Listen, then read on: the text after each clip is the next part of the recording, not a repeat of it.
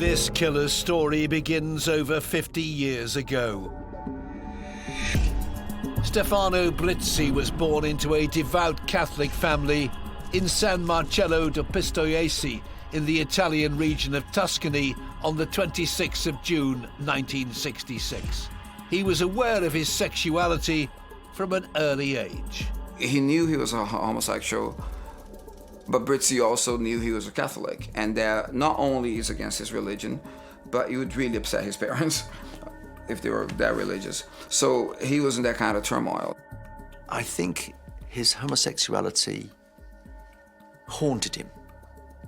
He felt that somehow it wasn't what his family would have approved of. He felt that he was out of step with his family. Brizzi went to the university in Florence, which is a very reputable university in Italy, not very far from where he was born and where he lived. From the university, he graduated and he got a very good job as a computer programmer in Italy as well. In 2008, age 42, Brizzi was diagnosed with hepatitis C and as HIV positive. I think he would have felt quite a sense of shame. He would have felt some sense of responsibility for the situation that he found himself in. And I think he would have really felt that guilt. I mean, it seems almost stereotypical to talk about Catholic guilt, but I think that's certainly what was going on with him. In 2012, age 46, Brizzi decided to move to London for a better income and a different lifestyle. I think when Brizzi first arrived in London, he would have felt quite liberated. He's moved away from Florence and his family and that quite rigid Catholic set of values that was so instrumental in his upbringing. He's come to live in this diverse, exciting city where I think for the first time in his life, he can be himself. And I think this is quite a positive time for him.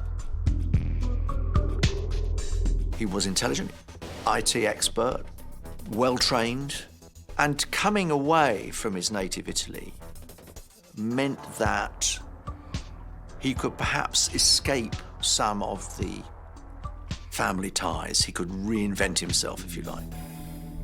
In 2012, Brizzi found work with a merchant bank as an IT consultant and a web developer, earning £70,000 a year.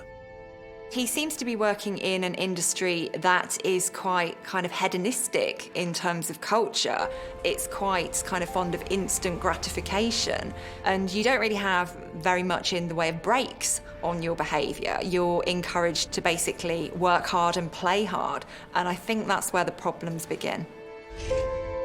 I think the guilt he'd found himself suffering in Italy was not completely dissipated by changing countries.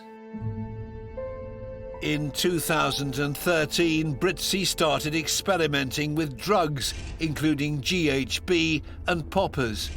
He soon became immersed in a world of substance abuse and eventually became addicted to crystal meth. Now, in itself, one can only feel sorry for him because it's a dreadful addiction. It's very, very hard to attack and to overcome. But to some extent, he tried. Brizzi joined a support group to help overcome his addiction.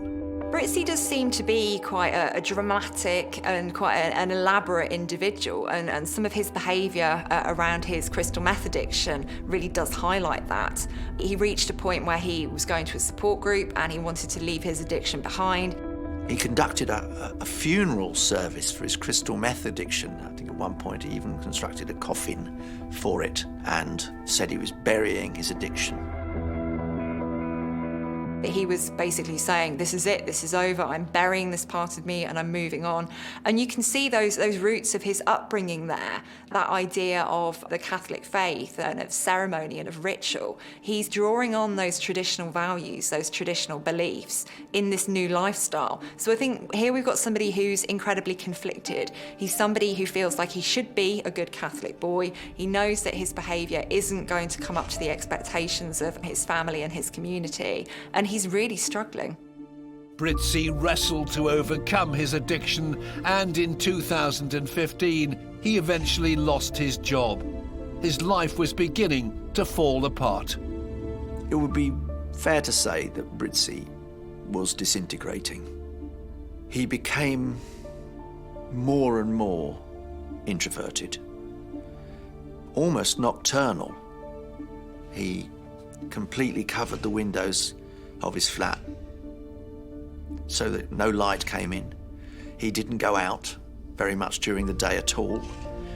He became addicted to an American television show called Breaking Bad, in which at one point two of the main characters try to dissolve the body of a drug dealer in a bath of acid, which, for one reason or another, struck a chord in Brizzi. The smell of the dead body was clearly attracting attention, and Brizzi had to dispose of it quickly. Brizzi, after the killing, he went to a DIY store and bought various different items, including buckets, rubber gloves, cleaning products, large perforated metal sheet, which he used as part of the dismemberment of the body. Brizzi tries to dispose of Gordon's body in the same way that the Walter White character in Breaking Bad tries to dispose of a corpse. He buys acid, he tries to dissolve parts of Gordon's body, he dismembers him. He'd bought a combination of chemicals from a local hardware store. He didn't have exactly what he needed. I think he just thought he was going to make a cocktail and hope that it was going to have the effect that he wanted, but it only had a partial effect. The truth is, it is very difficult to reduce a body to so little evidence that nothing will be found or nothing significant will be found. Yes, things like acids will damage the body, but very unlikely to destroy it to the point where something can't be found. To completely dissolve a body, you're going to need very, very powerful chemicals, much stronger than you'd get over the counter, and you're going to need a long time and somewhere to do it that you're not going to get discovered. Practically speaking, outside of the world of TV programs, it's not a way to get rid of a body. It really is incredibly gruesome, and this suggests to me that this isn't somebody who is disgusted. This isn't somebody who is abhorred by what's going on. And I think by this point, Brizzi has become so kind of saturated with drugs, he's become so detached from reality that that line between fiction and reality really is completely crossed and completely blurred. The jury also heard that acts of cannibalism might have taken place, something that Brizzi had denied. It was one of the most gruesome aspects of the case. They found evidence that Brizzi's cooker had been used to cook parts of Gordon Semple's body. They found various utensils in the kitchen had Gordon Semple's DNA on it, including a pair of chopsticks, and there were bite marks on a body part that was recovered. Bite marks can be very important in homicide cases. They can often associate an offender with the deceased. What's interesting to know is, have they occurred in life? Are they associated with things like bruising? Or are they post-mortem injuries?